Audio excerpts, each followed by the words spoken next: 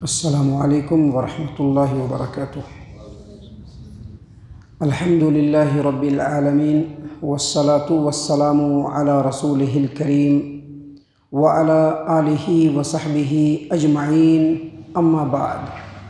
عن ابی ہریرہ رضی اللہ عنہ قال قال رسول اللہ صلی اللہ علیہ وسلم حق المسلم علی المسلم ست اذا لقیتہ فسلم علیہ وَإِذَا دَعَاكَ فَأَجِبْهُ وَإِذَا اسْتَنصَحَكَ فَانصَحْهُ وَإِذَا عَطَسَ فَحَمِدَ اللَّهَ فَشَمِّتْهُ وَإِذَا مَرِضَ فَعُدْهُ۔ رواہ مسلم فی صحیحہ فی کتاب السلام۔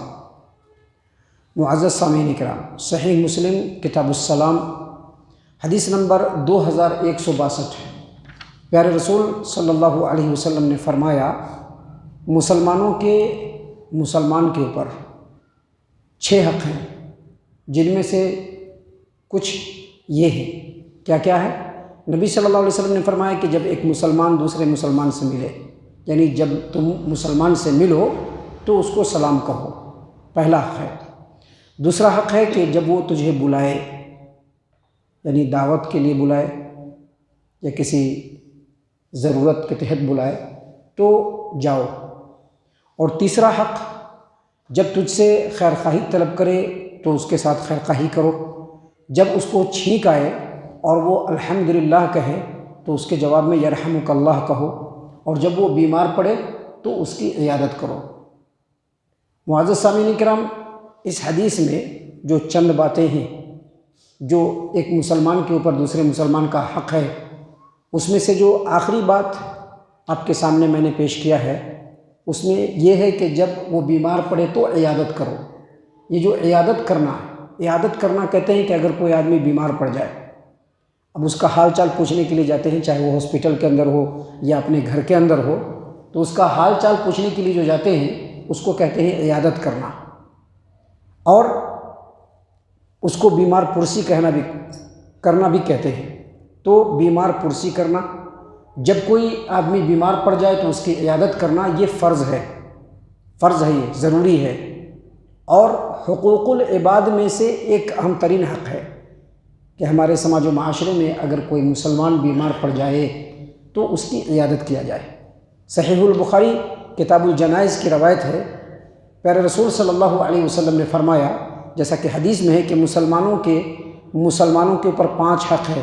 پہلا حق یہ ہے کہ سلام کرے تو جواب دے، اگر کوئی السلام علیکم کہتا ہے تو جواب دینا، یہ حق ہے۔ دوسرا یہ ہے کہ جب بیمار ہو تو اس کی عیادت کرے، اور تیسرا حق یہ ہے کہ اس کے جنازے میں شرکت کرے، اور چوتھا حق یہ ہے کہ جب وہ دعوت دے تو دعوت کو قبول کرے، اور 5واں حق جب اس کو چھینک آئے تو اس کے الحمدللہ کہنے پر یرحمک اللہ کہے۔ تو دیکھیے، دونوں حدیثوں کے اندر جو کامن بات ہے جو آپ کو بتلایا گیا وہ یہی کہ اگر کوئی بیمار پڑ جائے تو اس بیمار کی عیادت کیا جائے۔ اگر وہ گھر پہ ہے تو اس کے گھر پہ جائیے، اگر وہ ہاسپٹل میں ہے تو ہاسپٹل میں جائیے، ان کی خبر خیریت دریافت کیجیے، طبیعت کیسی ہے یہ دیکھیے۔ سامعین کرام، ایک اور حدیث ہے جس کو امام بخاری رحمہ اللہ نے صحیح البخاری کتاب المرضع کے اندر روایت کیا ہے، اور اس روایت کے راوی ابو موسیٰ اشعری رضی اللہ عنہ ہیں۔ وہ کہتے ہیں کہ پیارے رسول صلی اللہ علیہ وسلم نے ہم لوگوں کو حکم دیا۔ کیا حکم دیا؟ اطعموا الجائع، اگر کوئی بھوکا ہو تو اس کو کھانا کھلاؤ، اور اگر کوئی بیمار ہو تو اس کی عیادت کرو، اور اگر کوئی غلام ہے مسلمان تو اس کو خرید کر کے آزاد کر دو۔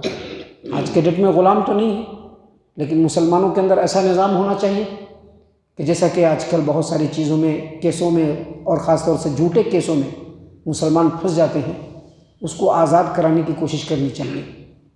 تو یہاں پر نبی صلی اللہ علیہ وسلم نے حکم دیا ہے کہ اگر کوئی بیمار پڑ جائے تو اس کی عیادت کرو۔ صحیح مسلم کتاب البر والصلہ کی روایت ہے، ثوبان رضی اللہ عنہ اس حدیث کے راوی ہیں۔ وہ کہتے ہیں کہ ایک مسلمان جب دوسرے مسلمان بیمار کی عیادت کرنے کے لیے جاتا ہے تو جب تک وہ واپس نہیں آتا ہے تب تک وہ جنت کے باغ میں رہتا ہے۔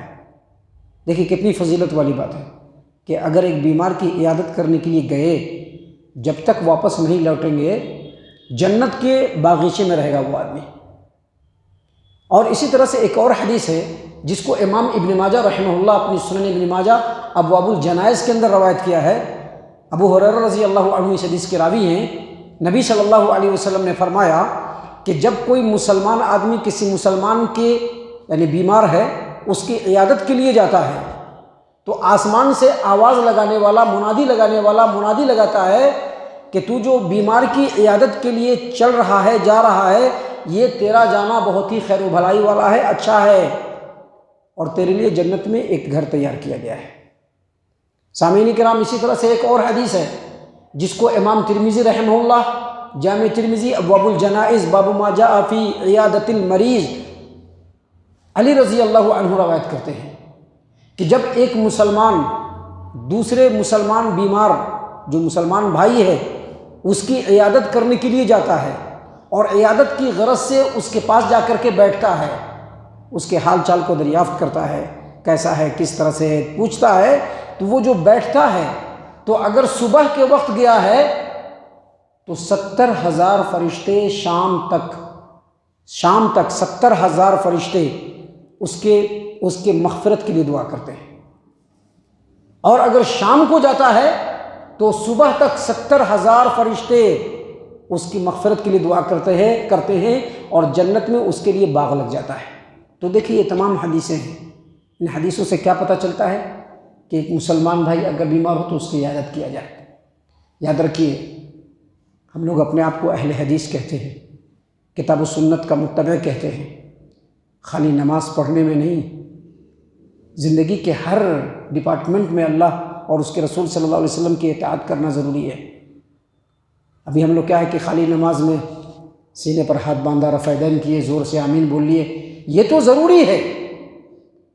ضروری ہے کیونکہ نبی نے ایسے ہی نماز پڑھا ہے، لیکن اس کے علاوہ ہماری جو زندگی کے جو دوسرے ڈپارٹمنٹ ہیں، دوسرے فیکلٹیز ہیں، دوسرے جو شعبے ہیں، اس میں بھی اللہ اور اس کے رسول صلی اللہ علیہ وسلم کی اطاعت و فرما برداری کرنا ضروری ہے، اور یہ جو بیمار کی عیادت ہے یہ بھی ضروری ہے۔ لیکن اس میں آپ کسی بھی سماج و معاشرے کے اندر دیکھیے بڑی کوتاہیاں ہیں، بہت نیگلیکٹ کرتے ہیں لوگ۔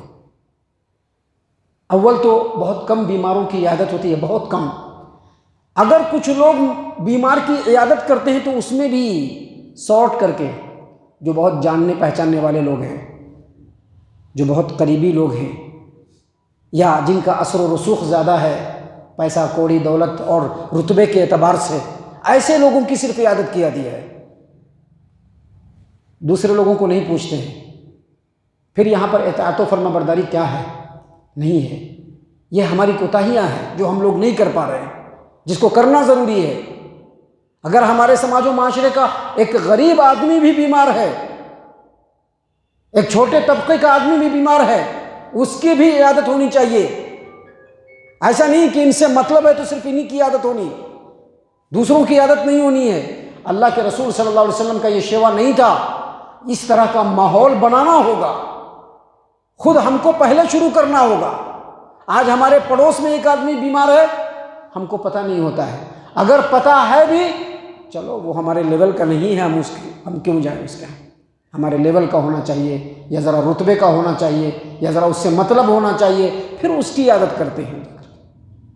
تو یہ سب چیزیں اللہ کے رسول صلی اللہ علیہ وسلم کی اطاعت و فرما برداری سے بہت دوری والی بات ہے۔ دیکھیے ایک تو یہ حق ہے، حقوق العباد میں سے ہے، دوسرا اس کے اوپر کتنی زیادہ فضیلتیں ہیں جو اللہ کے رسول صلی اللہ علیہ وسلم نے بیان فرمائی۔ لہٰذا ان تمام باتوں کو سامنے رکھ کر کے ہمیں آج سے ہی یہ عہد کرنا چاہیے کہ ہمارے سماج و معاشرے میں اگر کوئی بیمار ہوگا ہم اس کی عیادت ضرور کرنے کے لیے جائیں گے۔ اللہ تبارک و تعالیٰ سے دعا ہے کہ اللہ تعالیٰ ہم تمام کو ان باتوں کے اوپر خوب غور و فکر اور تدبر کرنے کی توفیق عنایت فرمائے۔ اللہ تعالیٰ ہم تمام کو صحیح معنوں میں پکا سچا مومن مسلمان بنائے، اللہ اور اس کے رسول صلی اللہ علیہ وسلم کی اطاعت و فرما برداری کرنے والا بنائے۔